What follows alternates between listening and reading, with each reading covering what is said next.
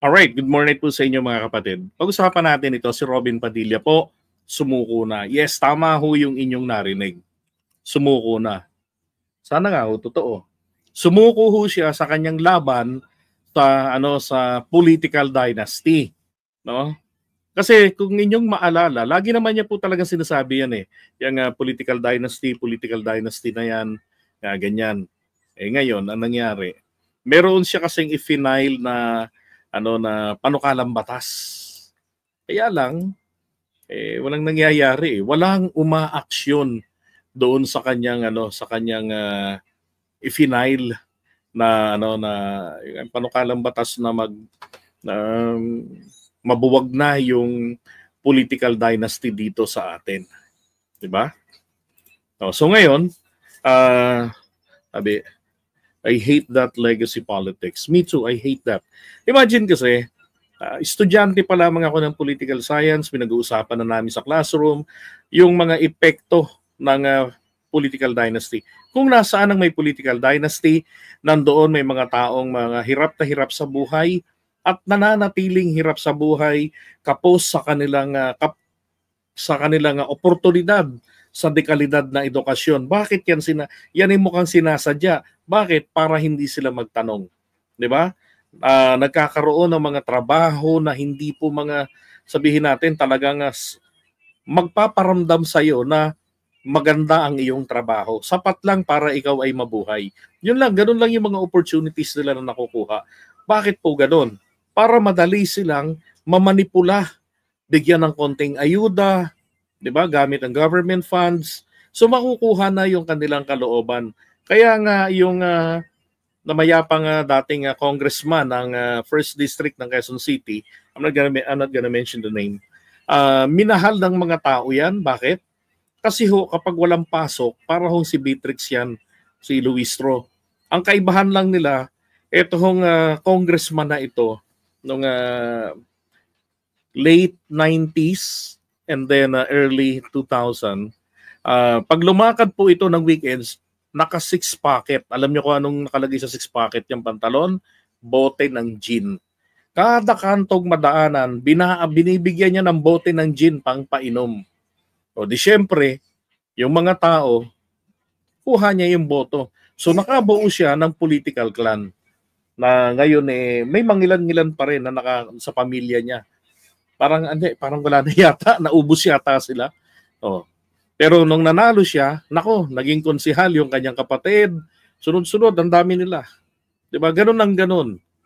Kaya hindi ako natutuwa talaga diyan sa political dynasty. Ito yung sabi ni Robin, gusto ko lang mabago ang ating sistema ng gobyerno. Mawala ang political dynasty. Yan ang number 1 nating problema. I really support him diyan sa bagay na yan. Kailangan somewhere mag-uumpisa tayo. Kung ayaw naman ninyo mag-umpisa, hindi na ako sasama. Tama na ako. Hanggang 2028, okay na ako. Boundary na ako. Yes. Yes, tama. Hanggang 2028, wag ka nang mag-attempt. 'Di ba? Wag nang tama na 'yan. Napatunayan mo na hindi obra ang iyong ginawa. Napatunayan mo na rin sa mga Pilipino na hindi ka akma maging senador. Ganun lang 'yun eh. Makukuha pa ni Robin Padilla ang respeto ng maraming Pilipino. 'Di ba? Pag sa ganyang klase ng naiisip niya. Pero alam niyo ba, ito yung mga nag-file ng panukalang batas. Alam niyo ba, yung mga panukalang batas na yan, nakaipit lamang po sa committee ni Amy Marcos sa Senado, sa Committee on Electoral Reforms and People's Participation. Yan kina Grace po, yan kay Robin Padilla, ayaw po ni Amy asikasuhin. Bakit kaya? 'Di ba? Protektado niya ang political dynasty nila at ang political dynasty ng mga Duterte. 'Di ba? Hindi niya inasikaso. Maging yung hybrid election bill, 'di ba? Yung new omnibus election code. 2022 pa lamang final niya. Hanggang ngayon, election na naman, wala pa ring nangyayari. And no mention about it. 'Di ba? Mabuti na lamang po, merong nagsampa na ng kaso. Ito sabi rito, kanina lang ito, naghahain ng ilang grupo ng concerned citizens at anong petition sa Korte Suprema para obligahin ang Senado at Kamara na magpasa ng batas laban sa political dynasties sa loob ng 1 taon. Kabilang sa mga petitioner daw si Christian Monsod, constitutionalist yan, dating Supreme Court Justices Carpio, Conchita Carpio Morales, then mga alumni ng UP College of Law, then mga retiradong police at sundalo, and Catholic priests and bishops. So sa ilalim ng 1987 Constitution, inaatasan ang pamahalaan na pagbawalan ang political dynasties, pero kailangan itong bigyan ng definition sa batas. May ilang panukalang batas nang inihain. Yung ang problema nga, tinitenga po ni Amy. Hindi po dapat ganun. Di ba? So, kasi tingnan nyo why I hate political dynasty. Unang-una po naniniwala ako sa sinasabi ng Constitution natin, yung equal opportunity. Paano magkakaroon ng equal opportunity kung ang isang pamilya ay nagiging labis-labis ang kanilang kapangyarihan dyan sa kanilang lugar? Maaaring yung kanilang patriarka o kayang matriarch nila, yung una sa kanila sa politika, ay talagang para sa taong bayan ang pagsisilbi. Pero paano yung mga sumunod na henerasyon? Tingnan nyo na lang po doon sa Batangas. Vilma Santos. Diba? O, naging senador yung asawa, nasa Department of Finance si Ralph Recto. Tapos, si Lucky, kandidato niya for vice governor. Yung anak niya nga bunsong hindi man lang yata naging PTA officer o CAT officer. Kandidato pagka-kongresista. 'Di ba? Ang mga Villar o ang mga Duterte, Tulfo, even the Marcos family, ganun din. O tingnan nyo, anong ginagawang pagsisilbi ni Amy? 'Di ba selective? O, nanggugulo. Bakit? Kasi inaasahan na yung mga loyalista nakatingin sa apelidong Marcos. Kahit gumawa ng mali, basta apelidong Marcos, iboboto. 'Di ba? Yun ho yung hindi ko gusto sa political dynasty. Natatanim sa isip ng mga tao, diyan na mamanipulate sa nagkakaroon ng fanaticism. At kapag mga fanatics na yan, napakadali na ho yung pagalawin. Hindi mo na kailangan kontrolin yan. Kailangan mo na lamang mag-command sa kanila. Dainam po sana kung napatunayan na sa mahabang panahon na ang political dynasty, kung nasaan merong political dynasty, maunlad ang mga tao. Kaso hindi nga Ito na lang, tingnan nyo. Provinces in the Philippines with at least one legislative district ruled by one family since 1987. Tingnan nyo naman dito, Davao del Sur, Bautista. Diba? Laguna, mga Chipeco, Pangasinan, de Venecia, sa mga Seriles, sa Manang Zamboanga, Bataan, Garcia, Antique, mga Javier, and then Pampanga, Bondo, Camarines Sur, mga Andaya. Hindi lang yun. Di ba? Hindi lang mga Andaya, pati itong mga Villafuerte. And then Siquijor-Fua, and then Quezon, yung mga Suarez. Di ba? Pero si Robin Padilla, yung kanyang, hindi ko alam kung kuya niya o pinsan niya ba yun, tsuhin niya, yung gobernador ng Camarines Norte. Tapos sa Nueva Ecija din. So, I'm not sure kung ganun pa ka-active yung kanilang political dynasty roon sa Nueva Ecija. Pero naalala ko si Robin noon ay nagtangkang kumandidato talaga siya para maging vice governor ng Nueva Ecija. Kaya lang doon rin po siya nakulong. Yun na rin yung naging hudyat na nakulong siya. Dahil sa illegal possession of firearms. Aning Diba? So itong mga to, tignan nyo yung mga lugar na yan. No. Diba? Nandiyan yung mga political dynasty at kung titignan ninyo yung mga lugar, nandun din po, lahat yan may Islam areas. Na kung saan yung Islam areas, tipon-tipon ng mga mahihirap. Napakadali yan. Kapag ka nakontrol mo yung puso ng mga yan sa ilang bote ng gin, pag probinsya, bote ng gin ang pangkuha ng kalooban ng mga yan. No, tapos magpapaano ka dyan, papaparty ka, patay baboy o kaya baka. 'Di ba? Palasigan. O pagdating ng eleksyon, ikaw na. O yung kapatid pala ni Robin, yung nasa may nasa Camarines Norte. Alam nyo, para sa akin, tingnan nyo kapag meron tayong o wala tayong political dynasty, ito po napakaganda ng pagsiservisyo. Unang-una, mawawala ang pagnanakaw. Bakit? Kasi kung sino yung nakaupo. For example, si Jen, no? Sa probinsya nila sa Pilipinas. She's in California eh. So, nagsisilbi siya ron. Gusto niyang manatili uli sa pwesto. Makapagsilbi ng patuloy. Fulfillment niya sa buhay niya yon.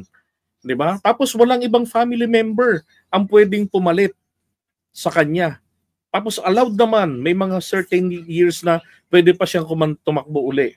'Di ba? Pagbubutihin ni Clark Lea yung kanyang serbisyo sa kanyang nasasakupan. Nang sa gano'n next election, siya uli ang iboboto nila. 'Di ba? Pero bawal kumandidato ang kanyang mga kamag-anakan. Up to sabihin natin fourth civil degree, 'di ba? Ngayon, yung mga uncle niya hindi po pwede. Tapos, ito namang si Jen, no, ang reyna ng Tondo. Magsisilbi siya ngayon doon sa lugar nila sa Tondo. 'Di ba? Ang dami mga mahihirap, 'di ba? So yung mga programa, hahanap si Jen ng mga programa na makakatulong maangat ang buhay ng mga tao, magkaroon ng magandang opportunity sa dekalidad na edukasyon, yung resources ng gobyerno, gagamitin niyang ibuhos doon. Bakit? Kasi gusto ni Jen, siya uli yung manalo sa darating na halalan. 'Di ba? Pero kung itong mga to ay may political dynasty, sila na yung nagiging mga makapangyarihan, they have goons, they have guns, and they have golds. Ano mangyayari? Andiyan na yung papalit sa kanila tamad, 'di ba? Yung mag-eleksyon, tapos gagastos. No, first 2 years, hindi kikilos, hindi gagalaw. Alin lang sa dalawa? Tamad o hindi talaga alam ang gagawin? 'Di ba? Bakit? Kasi isiningit lang ng nanay o ng asawa kasi paso na yung kanyang eligibility. 'Di ba? Then after election, imbis na meron pang 2 terms yun, 2 beses pa siyang kumandidato, hindi na tatakbo yun. Kasi pababalikin yung kanyang asawa. 'Di ba? At para manatili, kailangan meron kayong group of people na kontrolado ng impluwensya nyo. Yun ang mahirap. Kaya po, kung saan may political dynasty, nandun po ang labis na kahirapan. Tandaan nyo yan. Ay nako. Look at Isko Moreno. Why I hate this man. Dati ho galit si Isko sa political dynasty. Pero ngayon, he loves political dynasty. Kandidato ang kanyang anak. Pagsisimula na yan. Diba? Ganun yan eh. Ay nako. Iiral din yung populism. Sino yung popular, sino yung pogi, sino yung maganda. Yung mga ganun, wala nang mangyayari po. Kaya dapat talaga ipasa yung anti-political dynasty. Kung sino yung mga kandidato talaga na tutol diyan sa political dynasty, dapat po sila yung mga mailuklok sa Kongreso at mailuklok diyan sa Senado. Yan ang failure ng 1987 Constitution. Biruin mo, gumawa ng provision doon, pero sinasabi kailangan gawan pa ng definition. What the heck? 'Di ba? Kasi pagkatapos na mapatalsik si McCoy, ang mga pumalit sa pwesto, 'di ba? Mga political dynasty din. Natural hindi nila gagawin 'yan. Ay nako, ang tanong, magawa kaya 'yan kahit na iutos pa ng Korte Suprema 'yan? I doubt. Bakit po ako nagdududa na susundin niya ng Legislative Department? Number 1, sasabihin po ng mga 'yan na ito ay infringement sa aming kalayaan. Bilang co-equal body ng Korte Suprema, we will treat this decision as an opinion. Oh. Like Soto, kita niyo si Soto? Senador, may pamangkin na mayor. Oh, magbabalik senado si Soto. Tapos yung kanyang anak, vice mayor ng Quezon City. Yung hindi maramdaman na vice mayor.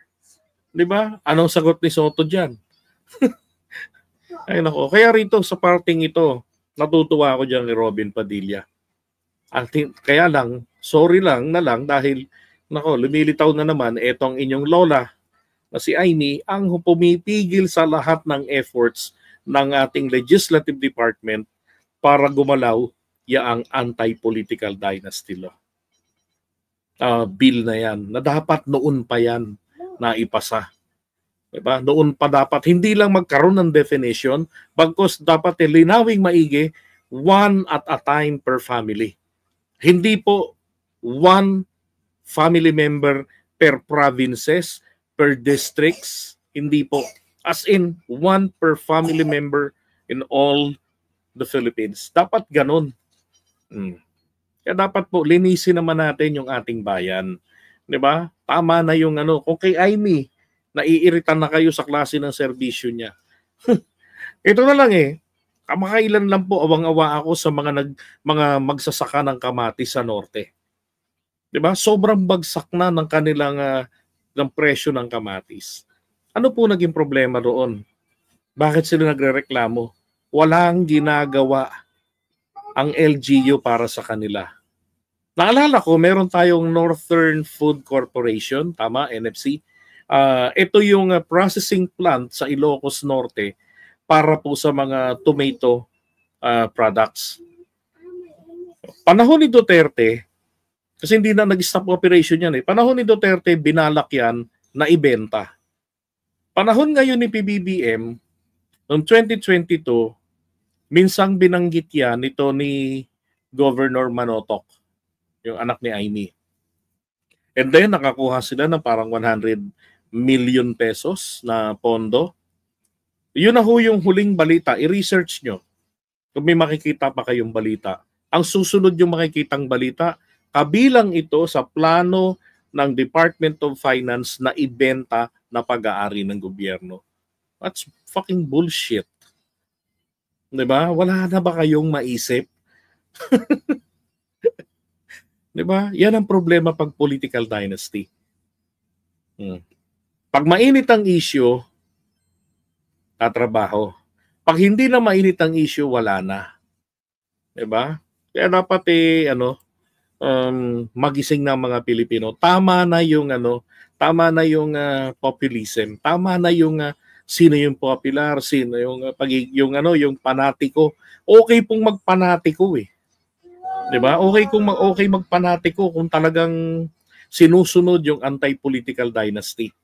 'Di ba? Ipagtanggol natin, ipaglaban natin yung ating leader. Okay lang po 'yun, walang problema ron Pero pag nagkaroon na po ng excess sa kapangyarihan, doon ang nagdudulot ng problema. Hindi maganda. Walang bansang umasenso ng merong political dynasty. Palaging may gulo, palaging may patayan, magkakapamilya. Look at the Mangudadato in Mindanao. Sila naglalaban-laban. 'Di ba? Sino ang nabiktima ng fake news noon? Inatake ng fake news. Si yung asawa ni Don Sulweta, yung si Lagdameo. Kasi ang pinoportray na papalit pag nasira ang tiwala ni BBM kay Lagdameo, ang papalit ay si Mangudadato. Na ang kalaban niya, kapamilya niya rin sa Mindanao. 'Di ba sipin niyo 'yun? Ay nako. Kaya ako, sa dami ng mga palpak ni Robin, dito ako talaga umahanga sa kanya. Hanga rin ako diyan sa mga nag-file, kahit sino pa yan nag-file ng panukalang batas ng anti-political dynasty. At dito po napapakita nga lang sino po yung salot talaga rito. 'Di ba? Yan yung Amy nyo. Hinaharang ang panukalang batas na dapat ay noon pa ginampanan yan base dyan sa ating constitution. Alright.